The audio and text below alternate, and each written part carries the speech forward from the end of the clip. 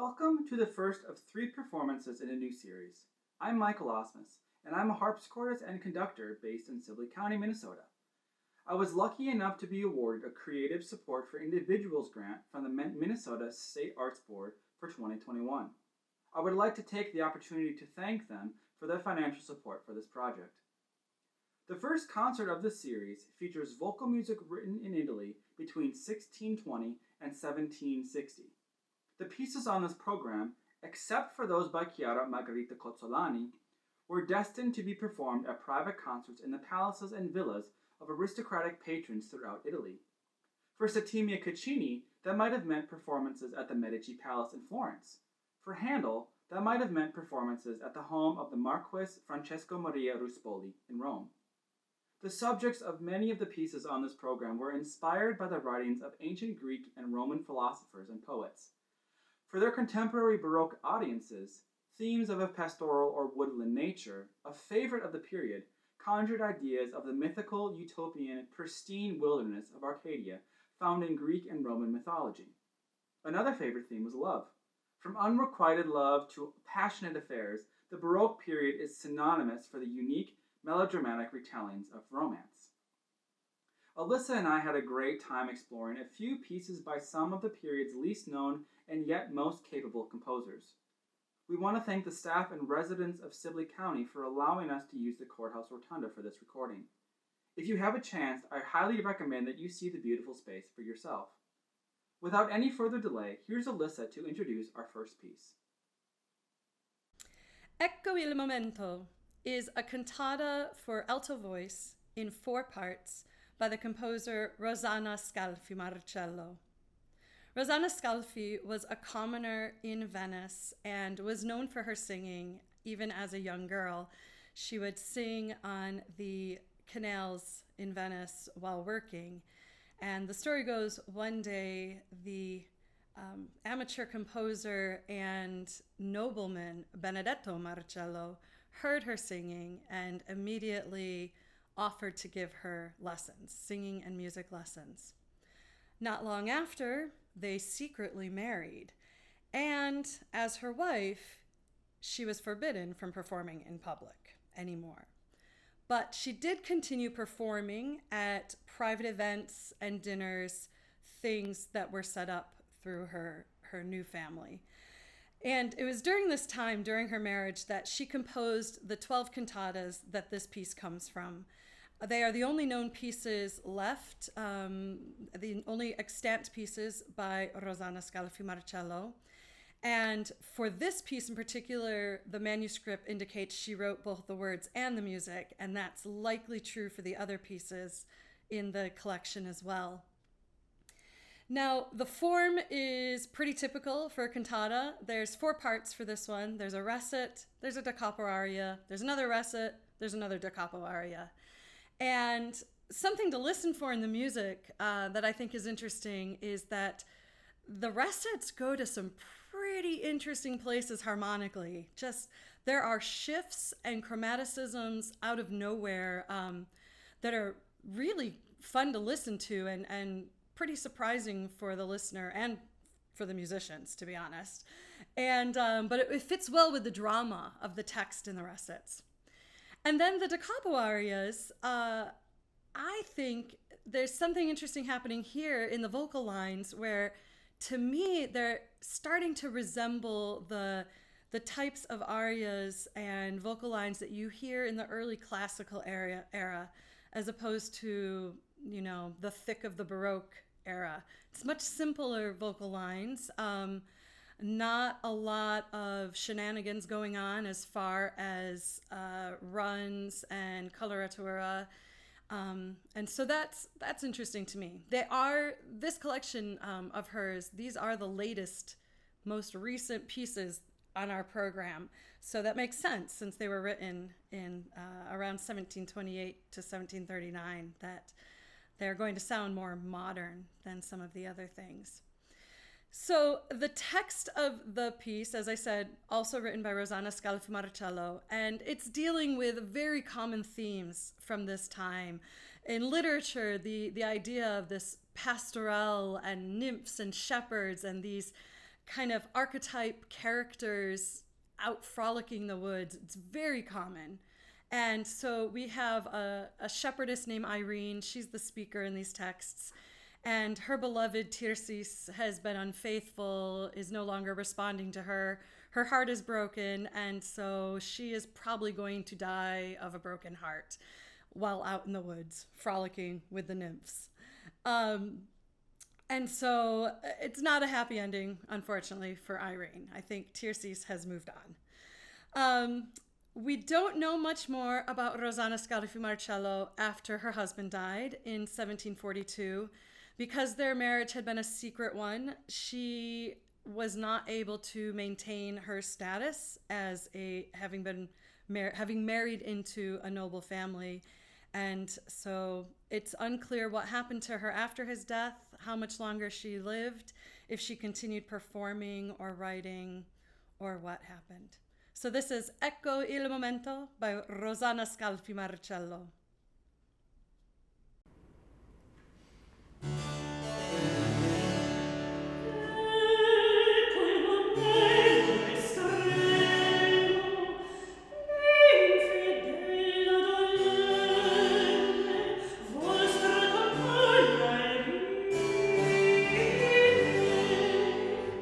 Sapete pur che la fido e quanto suo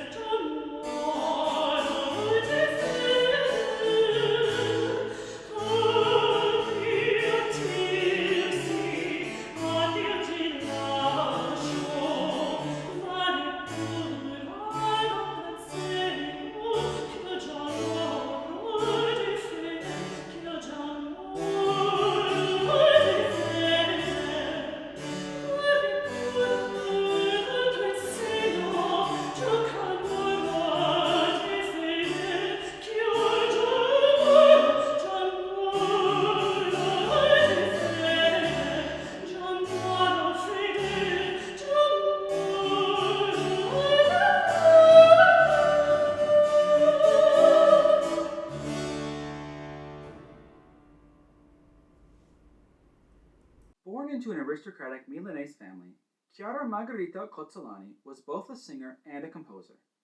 As the youngest daughter of an upper-class family, her path to becoming a nun was all but assured at her birth. It was common for aristocratic women to enter convents in those days, whether it was their desire or not. A family's financial situation had profound impacts on the youngest children especially. For Cozzolani, the financial obligations to pay a dowry to a convent was far smaller than that for a marriage dowry. A life in the monastery would, at the very least, ensure Margarita a safe, secure future. Cozzolani entered the monastery of Santa Radegonda as a novice in 1619 and took formal vows on August 14, 1620. This is the same date that her dowry payment to the monastery, initially made in 1619, was withdrawn from the holding bank. Cozzolani joined her two aunts and her sister at the monastery, located near to Milan's Duomo, and in the family's neighborhood. Not much is known about Margarita's life at the monastery. In her later years, she appears to have held prestigious positions as abbess and prioress. Margarita's musical talents were encouraged at the monastery, which had gained a reputation for the musical talents of its singing nuns. Their talents were so well known, in fact, that their regular performances on feast days were attended by huge crowds. Two accounts from priests who had heard them in 1640 and 1670 lauded the nuns as the greatest ensemble in Italy. Her first music publication, which had since been lost, was printed in Milan in 1640. Another three publications followed in 1642, 1648, and 1650. Both of our Cozzolani selections come from her 1642 publication, Concerti Sacri. The first selection, Concinant linguae, is a setting of a non-biblical text of Marian devotion. Centering on the Immaculate Conception and utilizing evocative word painting, the anonymous poet prompts all who hear to praise Mary, the Mother of Jesus. Till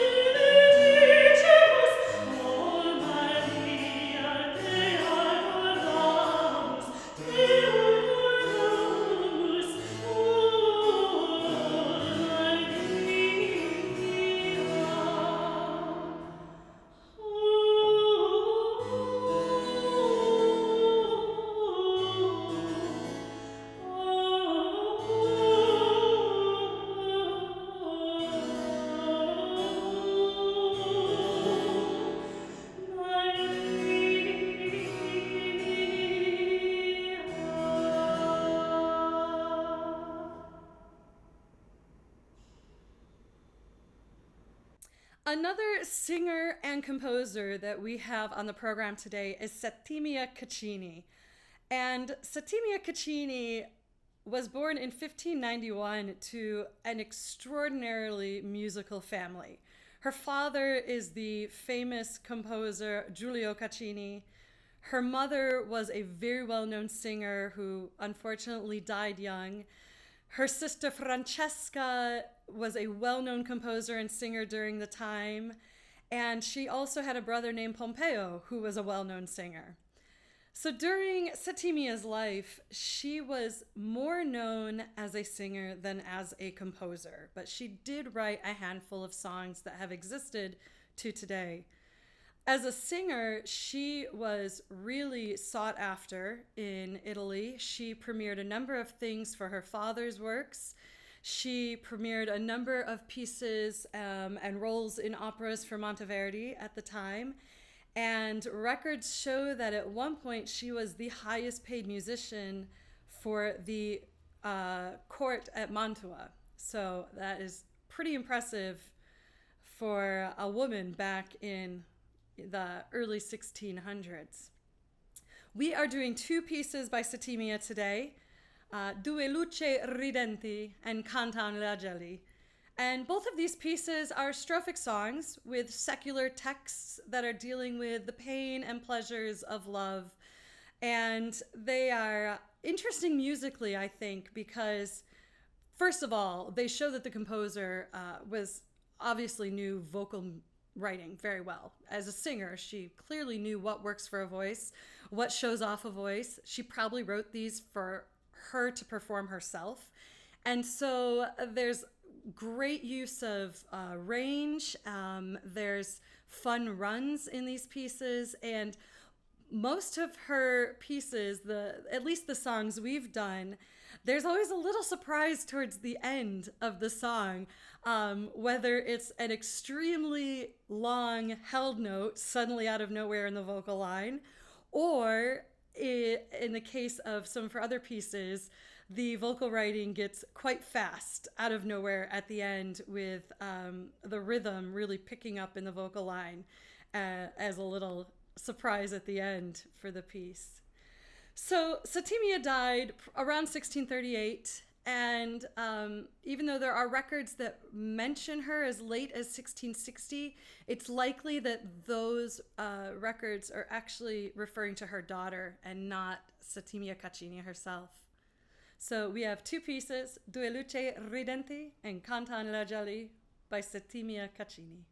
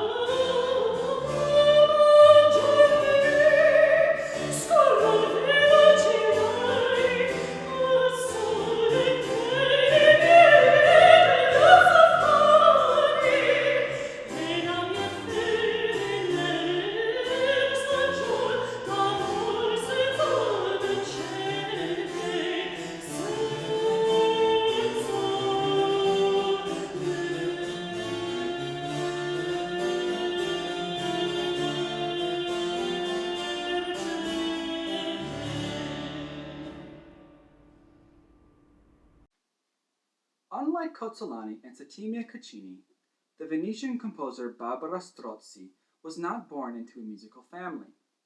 Her father was a poet and the founder of the Accademia degli Usoni, a society modeled on the famous literary ones of the day.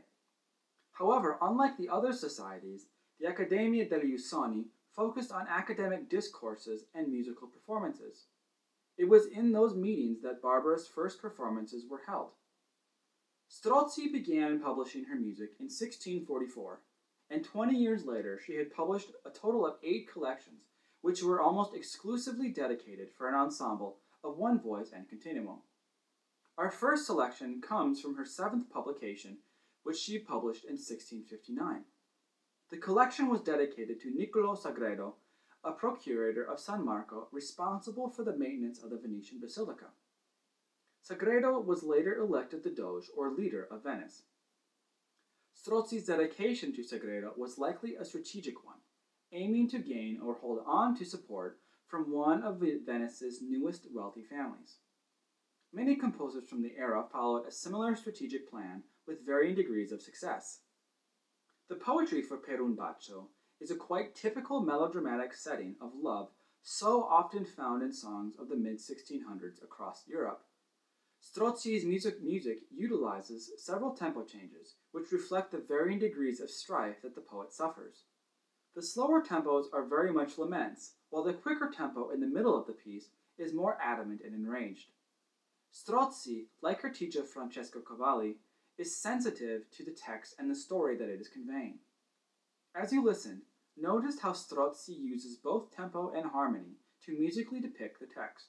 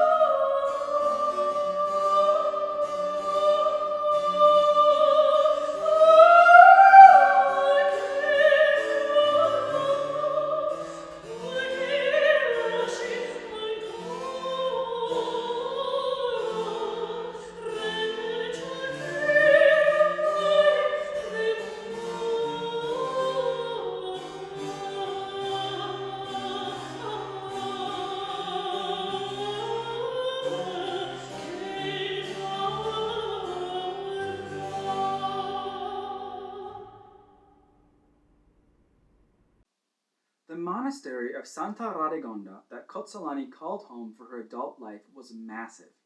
Santa Radegonda, which included 4 cloisters and 2 churches, was perhaps one of the largest monasteries in northern Italy. The monastery has since been lost to time and the developments of modern Milan. One portion of the monastery's huge complex, the Church of San Raffaele, was saved from demolition in 1902. Modern-day Milan's Santa Radegonda Street was named in honor of the monastery, which was demolished in the 1800s. At the monastery, Cozzolani surely performed our second selection from her 1642 publication. O quam bonum, o quam iocundum is a prayer for thanksgiving for Christ's crucifixion. The music alternates between triple meter and a more declamatory style. With a text full of allusions to salvation and Christ's pierced side, it invites those listening to partake in communion and gain eternal salvation.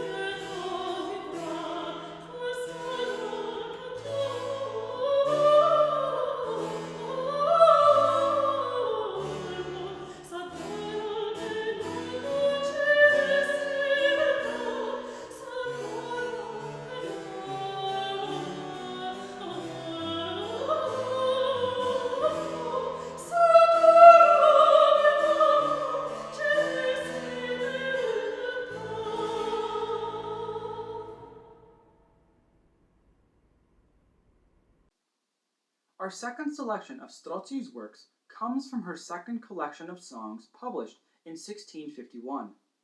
The second collection was dedicated to Holy Roman Emperor Ferdinand II, a lover of art and music.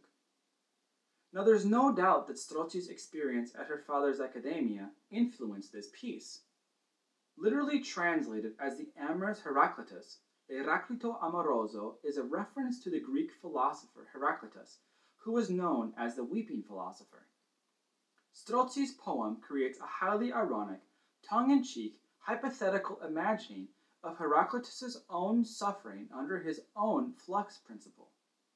Heraclitus's flux principle essentially says that things are constantly changing and never remain the same. The principle is often expressed by the saying, "No man steps into the same river twice," as the river's water is constantly flowing. Noteworthy in Strozzi's setting is her careful attention to the text. Strozzi uses specific harmonies and rhythms to accentuate the meaning of the text. Her use of text painting on words like sobbing, torture, sighing, assailing, and afflict to musically represent the emotions of the poet. Strozzi's setting blends quasi-recitative, arioso, and ariete style in this evocative piece. The opening and closing sections of the piece are in a quasi-recitative, almost spoken style. The middle portions of the song are sung in a style called arioso, a style in between a full recitative and a full-fledged aria.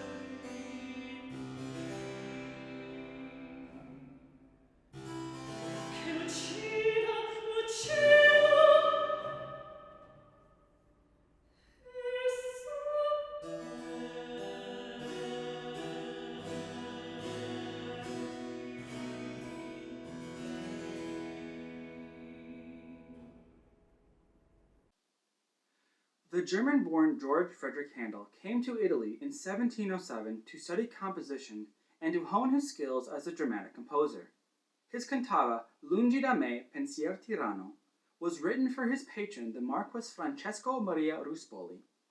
Like a lot of Handel's early works, we don't exactly know when Handel wrote this cantata. A music copyist's bill indicates that this cantata and another one was copied for Ruspoli on August 31st, 1709. The version for soprano voice that was copied in 1709 is likely an arrangement of the version that we're performing in this concert for alto voice.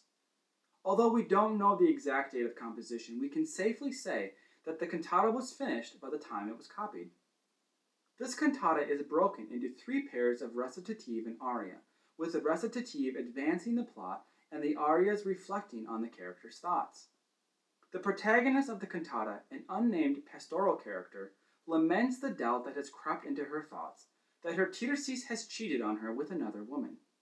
In typical Baroque melodramatic fashion, the protagonist flip-flops between scorn, rage, and amorous longing.